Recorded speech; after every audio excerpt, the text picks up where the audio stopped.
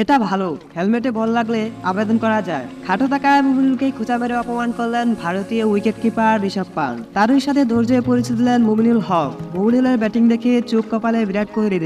আপার কাট cover ড্রাইভে test সিরিজের প্রথম ইনিংস প্রথম দিনকে নিজের করে নিলেন মুমিনুল হক। প্রিয় দর্শক, ভারতের বিপক্ষে দ্বিতীয় টেস্ট ম্যাচে বৃষ্টির কারণে 1 ঘন্টা দেরিতে মাঠে নামে টাইগাররা। টসে হেরে ব্যাটিংয়ে নেমে পরপর 3টি উইকেট হারিয়ে ফেলে বাংলাদেশ।